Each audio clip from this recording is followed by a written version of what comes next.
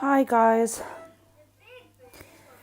welcome back to my channel. I'm so sorry that it's been such a while since I've done a video, but I'm having a real moment here. As you can see, I have been crying and I think it's time to do another real video, because I said at the start I wanted the channel to be so real, and today I'm just having one of those I miss my daughter days. Yep, just been speaking to somebody about something that they're going through. And I think it's just triggered it off, because everyone always thinks they've gone through their worst. You never know what the worst is. If there's more to come, you don't ever really want to think about that. But for me, in my life up to date, losing my daughter, burying a child, is the worst thing I've ever had to go through. I wouldn't wish that on anyone. And because of the way that it happened, I sometimes feel like somebody has literally put their hand inside my stomach and just dragged her out. That is what it feels like. It feels like 1 minute, well, that's exactly what it was. 1 minute you're pregnant and the next minute the baby's gone. You know, they're still in there, but they've died. And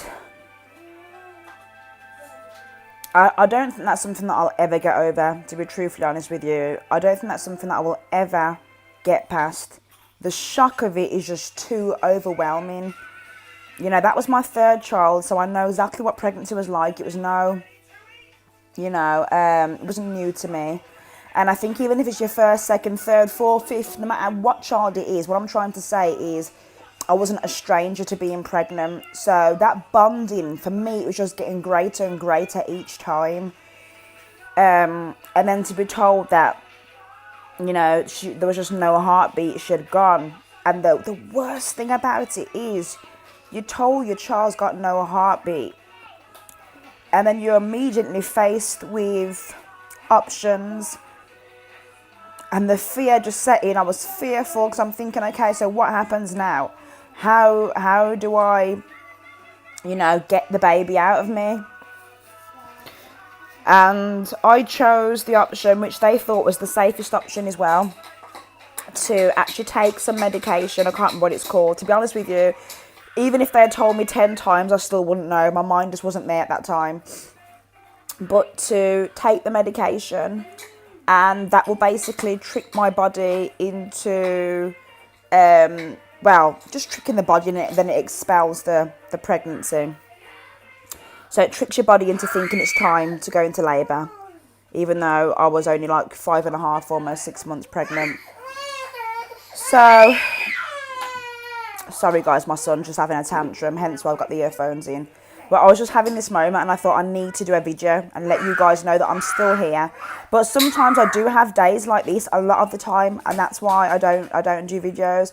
But I've got to stop doing that, because I don't want you to just think, I'm happy all the time, because no one's happy all the time. And I just want this channel to be as real as possible. But yeah, it's not nice. So I chose that option to actually give birth to her. And in ways it was good, because I wasn't ever supposed to have a child naturally again. After my first child, there was complications. I had a 4th degree tear, which is the worst tear that you can ever have. So my son, my second child, was born via C-section. And it was meant to be the case where all my children after my first were born via C-section. So the only, if you want to call it a good thing that came out of this, was the fact that I could have my daughter naturally, because she was so tiny. She was only 320 grams. She'd actually stopped growing before they found that she had no heartbeat. No throwing. That's naughty. No throwing. He's getting such a right boisterous boy, having a tantrum here. But yeah, guys, so I guess that's all I wanted to say, really. I'm just having one of them days today. So, and I'm sure it will happen. I'm sure it will continue to happen throughout my life. I do know that I will see her again, and that makes me happy. But at the same time, while I'm here without her, that's hard. That is very hard. So I'm asking you to just keep me in your prayers, and I'll probably come and do another video with my husband soon and just explain to you exactly what happened, because that's something that I want on my channel and it's something that I haven't done yet. But for anyone that's ever lost a baby, you know, my thoughts and prayers and everything else just goes out to you, because it's one of the most horrific things that you can ever go through, and I wouldn't wish it on my worst enemy. It's horrible. You know, just wondering what they would have been like. It's almost like torture. So you're living with the torture of what they would have sounded like, of what they would have looked like, the interaction that you would have had with them or that they would have had with their other siblings. It's very difficult. And, you know, my way to deal with all of this was to find Jesus and actually have a relationship with him. And that helped me a lot, because I wasn't saved when all of this happened.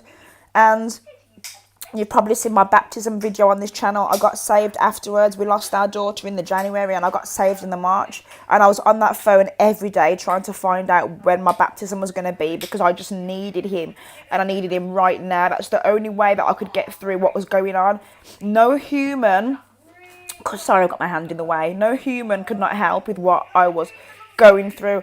Only the Lord was calming me. Only he was easing the pain and just getting me from one day to the next. Like, I could not live without him. I needed him.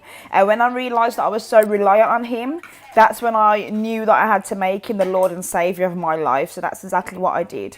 And I would like to do a video on that as well. So I'm going to be sharing a few more other things. But yeah, as I was having this real moment, I just wanted to come and let you guys know. So as I said, keep me in your prayers. Pray that I will get stronger. I keep praying it every day. And the Lord has never failed me yet. So I know that I will.